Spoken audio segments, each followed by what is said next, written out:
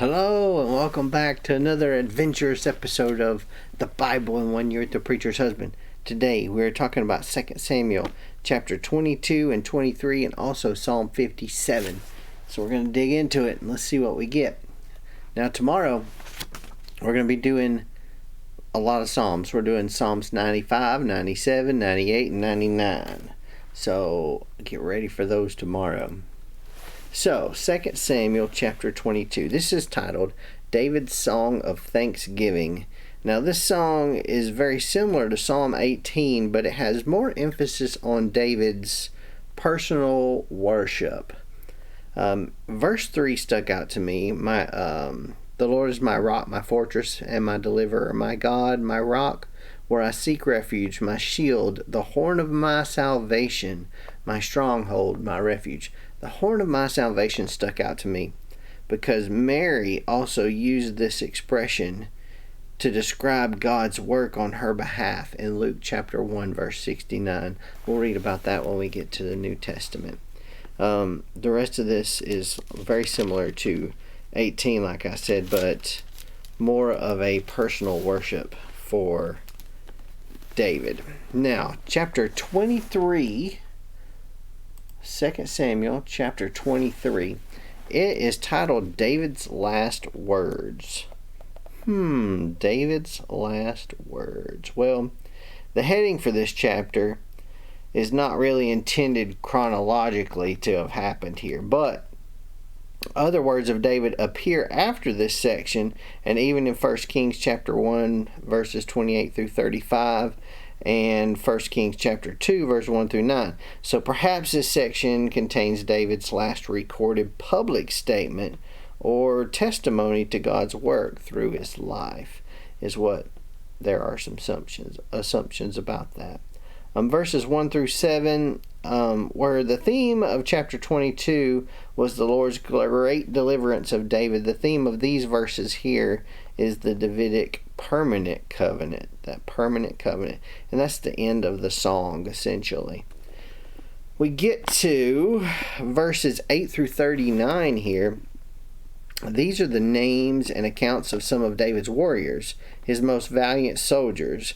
God blessed David with exceptional military men. The list includes the 3 famous heroes who turned the tide of events in single combat, and the 30 warriors who served in a special detachment. There were men from many different tribes of Israel, and even a few foreigners among the men who rallied to David. Now, a couple things stuck out here. First one was verse 15, when it said, David was extremely thirsty and said, if only someone would bring me water to drink from the well at the city gate of Bethlehem. Talk about a specific request for specific water from a specific place. Well, 3 of the warriors under David's command took their leader's wish as a challenge and made the 25-mile round-trip journey at the risk of their own lives to secure water from Bethlehem. They had to bust through some Philistines to get there and to get to it. Now, whether the 3 in this story are the 3 in verse 8 through 12 or among the 30 in verses 24 to 39 is not really certain.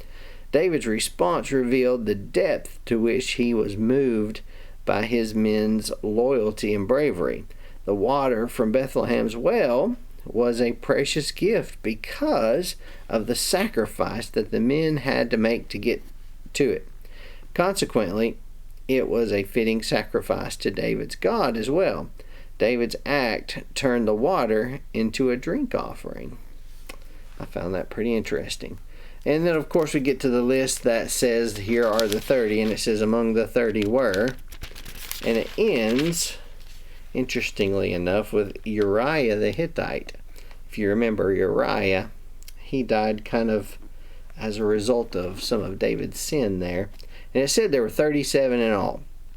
So the fact that there were 37 members of the 30 may be explained in one of 2 ways. Either 30 was a title rather than a specific figure, or the extra men were brought in to replace those who fell in battle as they went along. And then we're going to move on to Psalm 57. Psalm 57 today. We got a psalm. This is about refuge. The title in the CSB is Praise for God's Protection. And the title in the King James Version is Prayer for Safety from Enemies. This says, for the choir director, Do Not Destroy, which was, of course, a known tune at the time, as we said before. And a Michtam of David when he fled before Saul into the cave. Now, there are two possibilities for this historical setting of this psalm, both of which involve David fleeing from Saul and going into a cave. That happened in 1 Samuel 22 and also in 24. And then we kind of read a little bit about it as well in Psalm 142. So there's that for today. Your Psalm 57. What stuck out to you about Psalm 57? Was there anything exciting in there for you? That's all I got today. I'll see you tomorrow for more Psalms. I hope this has touched you. If it has, click the like button and the subscribe button. And of course, click the little jingle bell so you get notified the next time I upload videos. And the next one will be tomorrow. We'll see you then for another episode of the Bible in 1 Year with the Preacher's Husband. Adios.